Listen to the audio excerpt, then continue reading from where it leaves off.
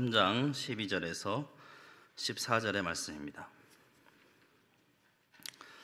빌립보서 3장 12절에서 14절의 말씀 다 함께 저와 여러분 합독하시겠습니다. 내가 이미 얻었다 함도 아니요 온전히 이루었다 함도 아니라 오직 내가 그리스도 예수께 잡힌 바 된 그것을 잡으려고 달려가노라. 형제들아, 나는 아직 내가 잡은 줄로 여기지 아니하고 오직 한 일, 즉 뒤에 있는 것은 잊어버리고 앞에 있는 것을 잡으려고 표대를 향하여 그리스도 예수 안에서 하나님이 위에서 부르신 부름의 상을 위하여 달려가노라. 아멘.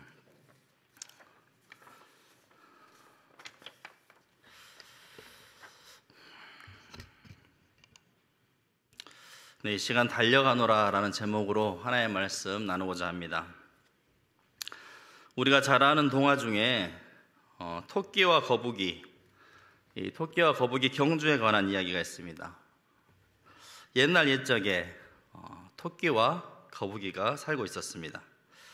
토끼는 매우 빨랐고 거북이는 느렸죠. 그래서 어느 날 토끼가 이 거북이를 느림보라고 놀려대자 이에 화가 난 거북이는 자극을 받아서 토끼에게 달리기 경주를 하자고 제안하게 됩니다. 경주를 시작한 토끼는 거북이가 한참 자기보다 뒤진 것을 보고 안심을 하고 중간에 낮잠을 자게 됩니다. 그런데 어떻게 됩니까? 토끼가 잠을 길게 자자 거북이가 어느새 토끼를 지나치게 되고 앞서서 달리게 됩니다. 잠에서 문득 깬 토끼는 거북이가 자신을 추월했다는 사실을 깨닫게 되고 빨리 뛰어가 보지만 결과는 거북이의 승리였다라는 그런 내용입니다. 재밌으시죠? 사실 우리가 너무나 잘 아는 내용인데 그럼에도 불구하고 제가 이 얘기를 언급하는 이유는 우리의 신앙생활에 주는 교훈이 크다고 생각하기 때문입니다. 저도 어릴 적부터 지금까지 쭉 이어서 신앙생활을 해오고 있지만 주위에 보면 이 토끼와 같이 신앙생활의 진보가 빠른 사람들을 덜어 볼 수 있었습니다. 신앙생활 한 지는 얼마 안 되었는데 몇 해 안 되었는데 금방금방 신앙의 성장이 보일 정도로 그렇게 앞서 달리던 사람들이 있었습니다. 그런데 지금에 와서 보면 처음에 그렇게 빠르게 신앙의 성장을 보인 사람들, 정말 앞서 나갔던 그런 사람들은 지금에 와서 보면 의외로 잘 보이지 않고 별로 보이지 않고 비록 거북이와 같이 느리다 할지라도 꾸준히 또 무던하게 신앙생활을 하던 사람들이 여전히 남아서 믿음의 경주를 계속 달려가고 있음을 보게 됩니다. 그렇습니다, 여러분. 우리의 신앙은 단거리 100m가 아니라 마라톤과 같은 것이어서 일시적으로 잠시 열심히 한다고 해서 그것이 끝나는 것이 아닙니다. 우리의 생이 다하는 순간까지 평생 가는 것입니다. 그래서 중요한 것은 과연 누가 이 믿음의 경주에서 멈추지 않고 또 가다가 도중에 한눈 팔지 않고 또 현실에 안주하지 않고 꾸준히 믿음의 경주를 달려나가느냐에 따라서 승패가 달려있는 것입니다. 사실 우리 중에 왕년에 누군들 뜨거웠던 적이 없었던 사람이 있겠습니까? 한때는 다 뜨거웠고 불 받았다고 말할 정도로 성령 충만했던 그런 적이 있었습니다. 물론 늘 계속 그런 순간만 있으면 얼마나 좋겠습니까마는 신앙생활 하다 보면 때때로 우리는 마치 끝없는 광야를 지나는 것만 같은 답답한 정말 지루한 순간들도 많다는 것을 알게 됩니다. 처음에는 금방금방 이 신앙의 성장이 눈에 보일 정도로 막 이루어지는 것 같지만 그래서 신앙생활하는 것이 너무나 기쁘고 너무나 즐겁고 늘 감격이 있지만 때때로는 한참이 지나도 별다른 영적 성장이 눈에 보이지 않고 계속 같은 자리를 맴도는 것만 같은 신앙생활의 반복일 때도 있습니다.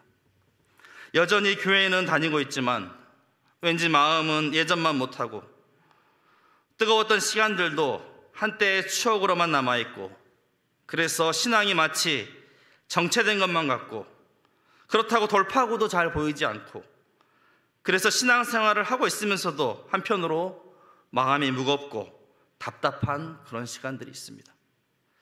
특히 요즘과 같이 뜻밖의 장애물을 만난 경우는 더욱더 그런 것 같습니다.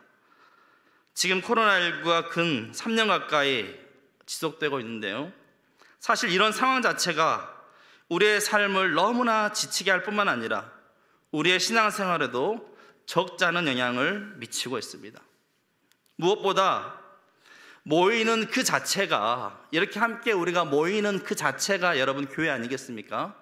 이 모이는 자체가 교회이기에 주의 이름으로 모이는 그 자체만으로도 우리에게 큰 힘이 되고, 또 함께 모여서 이렇게 찬양하고 기도하고 예배하는 것만으로도 큰 힘이 되고 은혜가 되었는데, 지금은 코로나19로 인해서 거리두기다, 인원 제한이, 또 마스크 쓰기 등 여러 제약들을 받게 되었고, 이로 말미암아 교회의 다른 여러 수많은 사역들은 고사하고 예배드리는 것조차도 마음 편히 드리지 못하는 그런 어려운 상황입니다.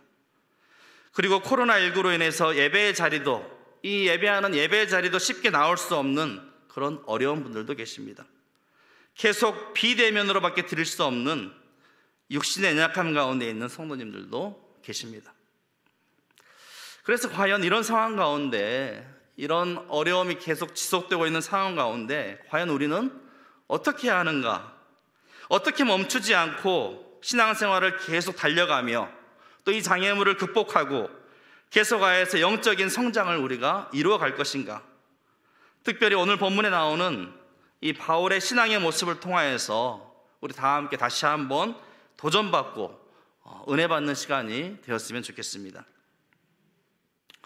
먼저 우리는 자신의 신앙에 대해서 다시 한번 냉철히 점검해 볼 필요가 있습니다.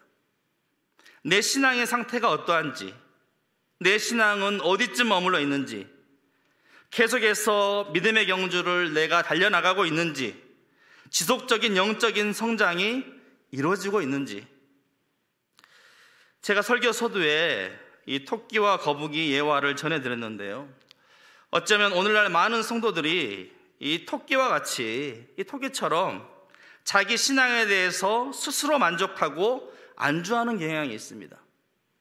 자신은 이미 일정한 신앙의 수준에 도달했기 때문에 스스로 아무 문제가 없다고 간주하는 것입니다. 그래서 더 이상 자신의 신앙을 검토하려 하지 않습니다. 그저 막연한 추측으로 남과 비교해서 이 정도면 괜찮겠지 하는 마음으로 안주하려 드는 자세입니다.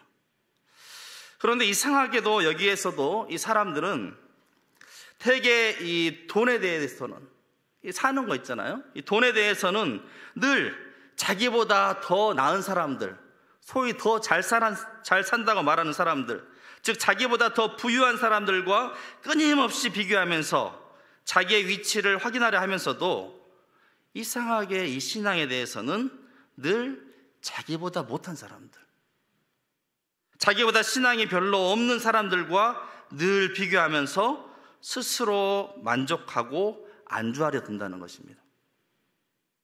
돈에 대해서는 만족하지 못하고 자족하지 못하고 계속해서 더 벌어야지, 좀 더 내가 가져야지, 좀 더 소유해야지, 남들에 비하면 나는 너무 지금 가난한 거야 하면서 끝없이 달려가지만 비교하면서, 신앙에 대해서는 마치 구원받기에 문제 없을 만큼만, 딱 그 정도만, 이 정도면 내가 구원받는데 천국 가는데 문제 없겠지 하는 그 최소한도로만 하고자 하는 그런 마음들이 우리 가운데 있다는 것입니다.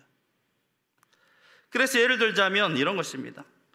남들 다 그러는데 나는 이 정도만 해도 훌륭하지 야, 나 정도만 해봐라. 나 정도만 해보라 그래라. 이것도 결코 쉬운 일 아니야. 요즘에 다들 코로나라고 교회도 안 나오고 집에서 그냥 편하게 예배 드리는데, 그래도 나는 주일에 예배하러 나오잖아 라며 스스로 만족하는 그런 모습들입니다. 그래서 거기에서 만족하고 일정한 선에서 그냥 주저앉아 버리는 그러한 것입니다. 마치 그것으로 다 끝난 것이 마냥 아무 문제 없는 것으로 간주하는 것입니다. 그런데 여러분, 오늘 본문에 나오는 이 바울은 어떻게 했습니까? 바울은 스스로 자신의 신앙에 대해서 결코 만족하지 않았습니다. 바울은 절대로 만족하지 않았어요. 그래서 뭐라고 이야기합니까? 12절에 내가 이미 얻었다 함도 아니요 온전히 이루었다 함도 아니라 오직 내가 그리스도 예수께 잡힌 바 된 그것을 잡으려고 달려가노라. 바울은 자신의 신앙에 대해서 스스로 만족하거나 남들과 비교해서 자기가 좀 낫다고 해서 안주하려 하거나 우쭐대거나, 바울은 그렇지 아니하고 항상 자신을 살펴보고 검토하면서 목표를 향해 잘 달려나가고 있는지 늘 확인했다는 것입니다. 이렇게 늘 자신을 돌아보고 검토했기 때문에 그는 만족감에 빠지지 않았던 것입니다. 더욱이 여러분, 지금 우리가 이 빌립보서 본문을 함께 보았는데요, 이 빌립보서는 바울의 옥중 서신입니다. 감옥에서 쓴 서신 아니겠습니까? 바울이 1차로 로마 감옥에 투옥되던 시기에 기록된 것이고, 아마 바울도 그때는 이미 인생의 때로 보면 노년기의 때로서 앞으로 그의 여생도 불과 몇 년 남지 않은 그런 시기였습니다. 여러분, 그런 시기에 지금 어떤 편지를 씁니까? 달려가노라라고 고백하고 있는 것입니다.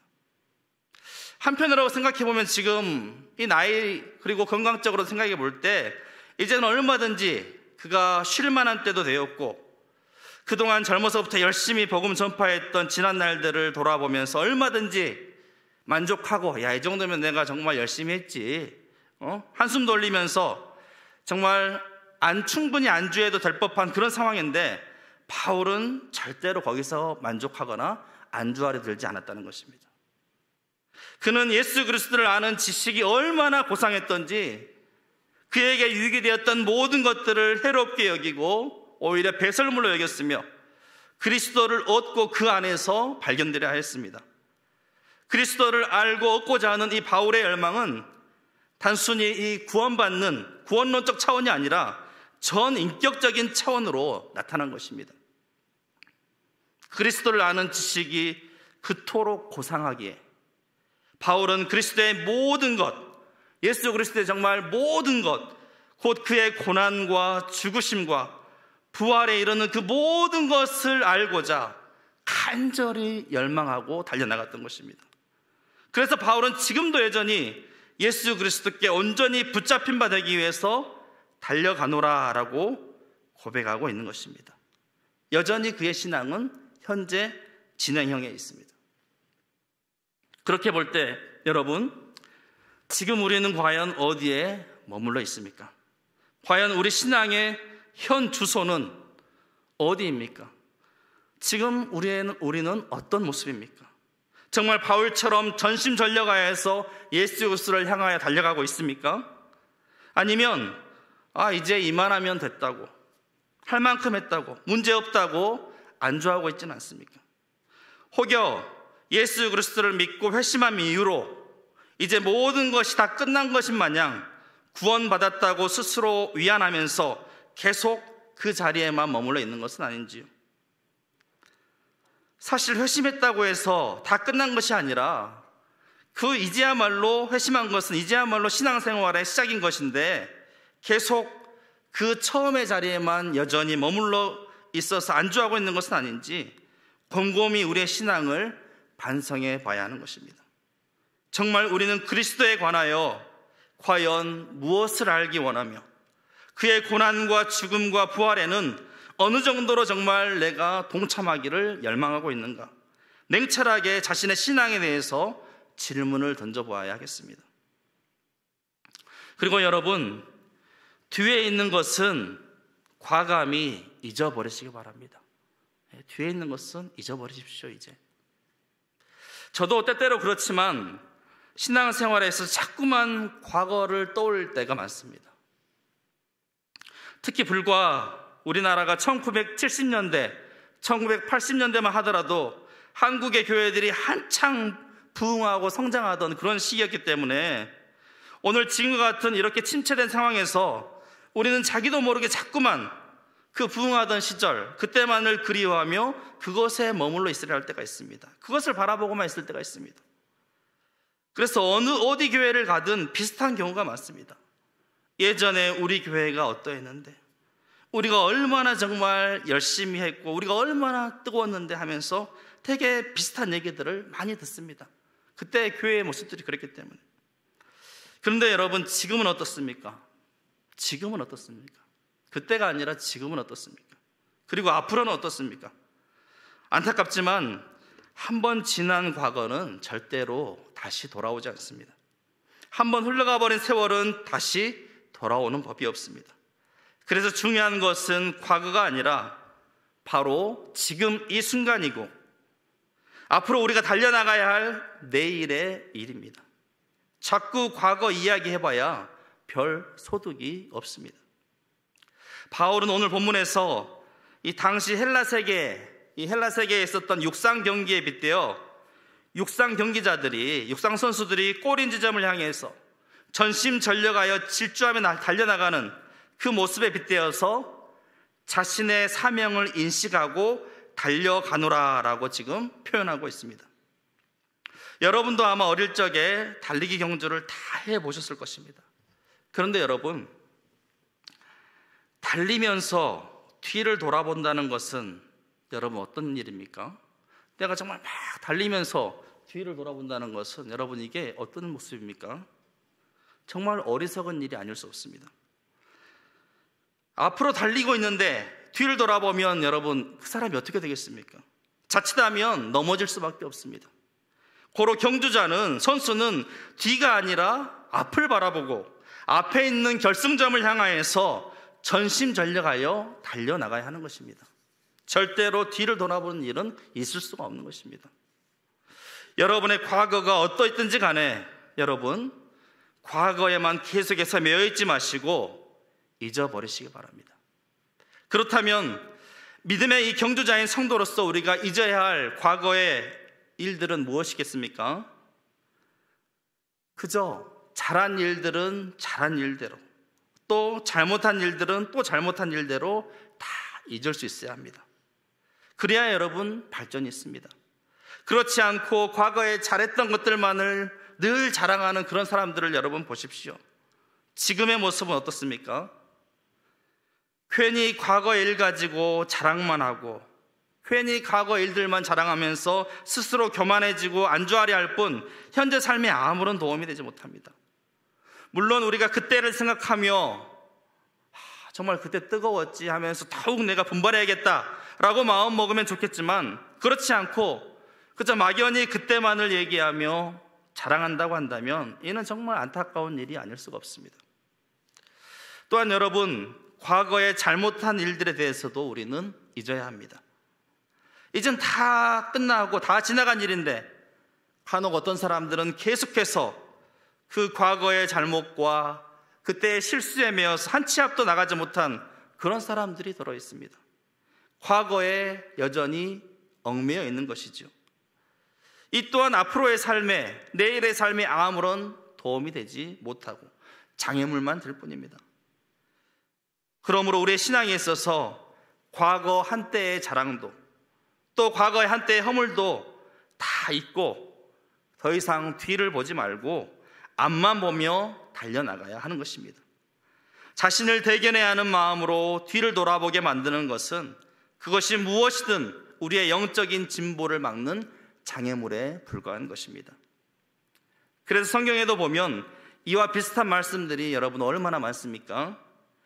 롯의 처를 여러분 아실 것입니다. 롯의 처는 뒤를 돌아봄으로 말미암아 소금 기둥이 되고 말았고, 또 우리가 잘 아는 애굽을 떠난, 애굽은 탈출한 이 출애굽한 이스라엘 백성들도 끊임없이 뒤돌아보면서 끊임없이 애굽을 그리워하다가 광야에서 계속 불평하고 원망만 하다가 다 죽어가지 않았습니까? 하나님의 인도하심을 바라보지 못하고, 하나님의 인도하신 그 소망을 바라보지 못하고 끊임없이 뒤를 돌아보고 불평만 원망만 하다가 광야에서 다 죽어가지 않았습니까? 예수님도 누가복음 9장 62절 말씀에 이렇게 말씀하셨습니다. 예수께서 이르시되 손에 쟁기를 잡고 뒤를 돌아보는 자는 하나님의 나라에 합당하지 아니하니라 하시니라. 때로는 여러분, 잊기 힘든 기억일지라도 또는 아픔과 상처가 있다 할지라도 여러분 잊어버리시기 바랍니다. 그래도 잘 안 되면 잊으려고 애쓰기보다 그냥 앞을 바라보시기 바랍니다. 앞에 있는 것을 여러분 바라보십시오. 자꾸만 뒤를 돌아보고 싶은 유혹이 있다 할지라도 잊어버리고 앞을 바라보려고 의도적으로 힘쓰며 나아가시기 바랍니다. 자동적으로 과거가 잊혀지게 될 것입니다. 과거의 일이 아니라 우리는 앞에 있는 것을 잡으려고 여러분 이제는 집중해야 합니다. 그래서 우리는 오직 한 일에 집중할 수 있어야 합니다. 우리나라 속담에 두 마리 토끼를 잡으려다 다 놓친다라는 그런 속담이 있습니다. 이것저것 다 잡으려 하다가는 하나도 제대로 못 잡고 다 놓치고 만다라는 그런 뜻입니다. 이 일은 우리 성도의 믿음의 여정에서도 마찬가지입니다. 세상에는 이 그리스도인들을 산만하게 만드는 유혹하는 흥미거리가 얼마나 여러분 많은지 모릅니다. 특히 오늘날 갈수록 더 심해지고 있습니다. 당장에 우리 손에 들려있는 이 핸드폰만 보더라도 얼마나 많은 사람들이 하루 일과 가운데 이 핸드폰만 바라보고 사는지 모릅니다. 요즘 아이들 여러분 한번 보십시오. 핸드폰을 손에서 뗄 줄을 모릅니다. 물론 핸드폰이 쓰기에 따라서 도움이 될 때도 많지만 한편으론 쓸데없는 여러 잡다한 것들을 보느라 얼마나 아까운 시간들을, 얼마나 삶의 귀중한 시간들을 낭비하고 있는지 모릅니다. 비단 핸드폰만 그렇겠습니까? 세상의 복잡 다양한 일들로 인해서 우리의 마음이 갈수록 산만해지고 집중하지 못하고 그로 말미암아 정말 중요한 본질을 잊게 만들고 쓸데없는 일에 아까운 시간을 낭비하게 한다는 것입니다. 그래서 여러분, 우리 믿음의 성도들은 절대로 그러한 것들에 우리의 마음을 뺏기지 않도록 그러한 것들을 거들떠보지 말아야 합니다. 이런저런 것들에 한눈 팔지 말고 오직 목적지만 바라보며 한 일에 집중해야 하는 것입니다. 여러분, 경주마를 보신 적이 있으십니까? 경주마. 제가 예전에 과천, 군포에 살아서 과천이 가까운 데 있었는데 직접 가서 그 경주하는 것을 본 적은 없지만 아무튼 그곳에 사람들이 막 그 주말만 되면 경주마 마치 도박과 같은 그런 거에 내기하려고 막 그 사람들이 끝도 없이 그런 모습들을 보았는데, 아무튼 여러분, 이 경주마를 보면 어떻게 됩니까? 앞에 이 동그란 구멍만 뚫어놓습니다. 그리고 옆에는 다 이렇게 가려져 있습니다. 왜 그렇게 해놨습니까? 한눈 팔지 말라고. 경주하는데 이 경주마가 막 이렇게 한눈 파는 것이 아니라 옆에는 다 가리고 앞만 보고 전속력으로 뛸 수 있도록 이렇게 양옆을 가리고 앞만 보고 달려가게끔 그렇게 만든 것입니다. 우리가 잘 알듯이 이 바울은 복음 전파하는 이 한 가지 일에 집중했고 그의 삶은 규칙적이었고 지속적이었습니다. 바울은 오직 예수, 또 오직 복음의 삶이었다라고 할 수 있는 삶이었습니다. 절대 그는 한눈 팔지 않았습니다. 그의 삶은 온전히 예수 그리스도를 알고 예수 그리스도만을 담기 위하여, 또 예수 그리스도의 복음을 온 세상에 전하기 위하여 한시도 한눈 팔지 않고 끊임없이 지속적으로 달려나갔던 삶이었습니다. 그로 말미암아 이 세상 가운데 얼마나 놀라운 복음 전파의 역사가 여러분 나타나게 되었습니까? 물론 다른 12사도도 있지만 바울 이 한 사람을 통해서 나타난 이 복음의 역사, 온 인류의 역사에 미친 바울의 영향력이 얼마나 여러분 지대한 것이었습니까?